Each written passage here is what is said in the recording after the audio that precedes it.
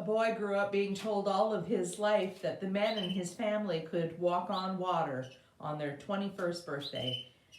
And he never believed his mom, but when it came time for his 21st birthday, he went out in a boat and he stepped onto the lake and promptly fell in and almost drowned.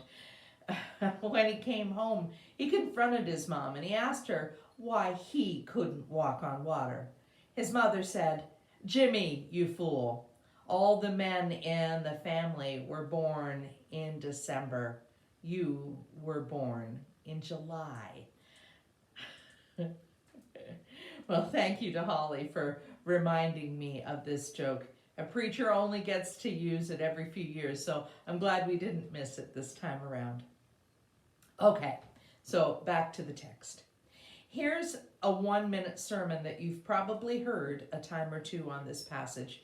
I'm quoting Lutheran minister Nadia Bolz-Weber's summary.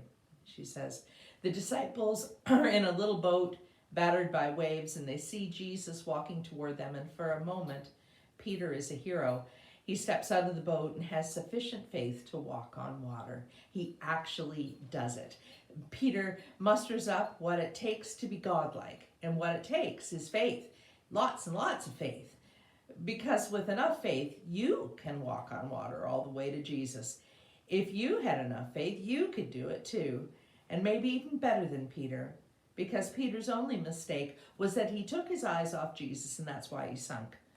So the moral of the story, and of course every Bible story is about how to be moral. So the how to be moral of this story is that if in your life you are not godlike in your ability to financially prosper or overcome all of your failings as a human or defy the forces of nature and walk on water, then the problem is that you don't have enough faith. And you should really muster up some more, because the thing is, it's all up to you to make your way to Jesus. So don't be afraid. Get out of the boat and be better at it than St. Peter. And don't take your eyes off Jesus. You can do it if you really try. End of sermon. And I would say good luck with that. Now, I'm a big believer in the scripture text that says, "All things are possible for the one who believes," because I do know that nothing is impossible for God.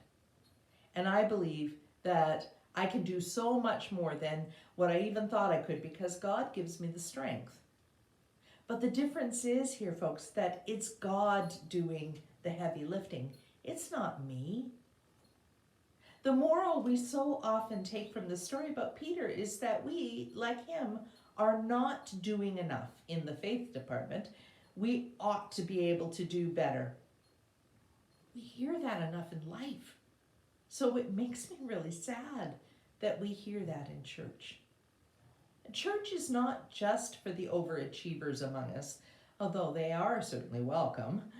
Actually, they may be in church so that God can get them to put down the personal measuring stick of keeping track of how well they're doing in life, just like we used to make that mark on the door jamb to show how tall we were getting. You don't need to be perfect or even close to perfect to be part of God's people, the church.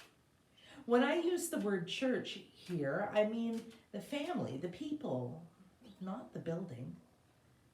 Church is a special place for the broken, for the screw-ups, for those who, like Peter, have tried and failed when getting out of the boat to do something impossible. Church is for more of us like those disciples who stayed in the boat, having been too scared to try anything too challenging for fear of failing. But the most important thing in this story, the thing you need to remember, is not Peter's shameful failed attempt, but the fact that Jesus was already coming to them. He was doing what everyone knew was humanly impossible. Peter's dunking proved that. He was walking on water. And the ones who saw this whole thing were at first terrified and thinking that he was a ghost. And then they were amazed when they recognized him. It was all about Jesus. Nadia continues this way. She says, he was walking out to meet them, though the wind and the waves and the storm had hit in the middle of the night. In the storm, Jesus is walking toward the boat.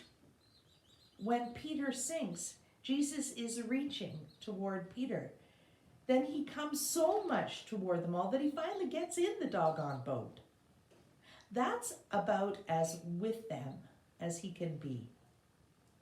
Yet we always seem to focus on Peter walking toward Jesus, when the whole story is about how much Jesus walks toward them, reaches toward them, and even gets in the boat with them.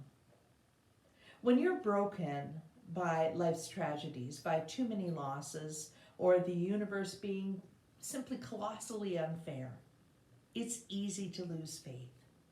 And from there, it's a piece of cake for us to feel really bad about that and about ourselves. Perhaps if I'd had enough faith, we think, that cancer might have been beaten. Or I could have put up with abuse or violence or betrayal. Or, well, you fill in the blank.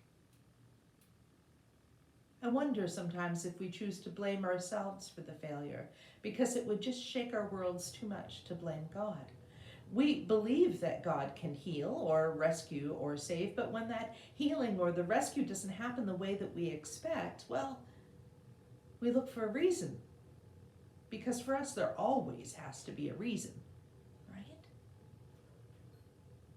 And so we ask, why did he die of cancer? And we find ourselves thinking, maybe it's because I didn't pray hard enough, or really believe that God could heal him. That breaks my heart. That breaks God's heart too, I think. God doesn't punish us for not having enough faith.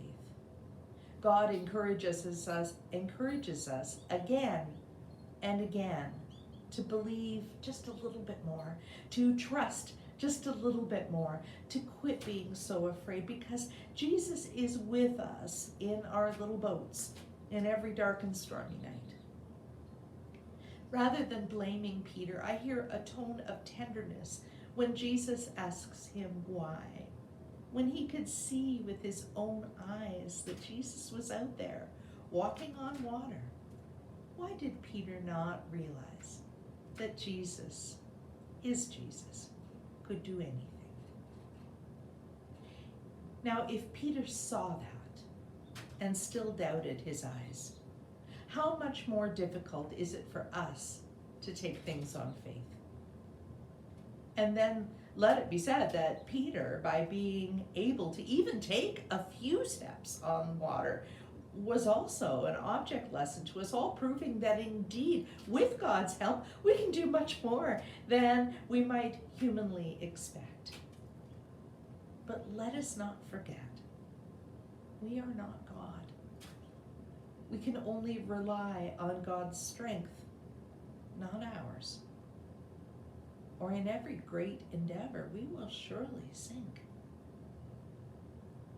To do remarkable things, you do indeed need to dare.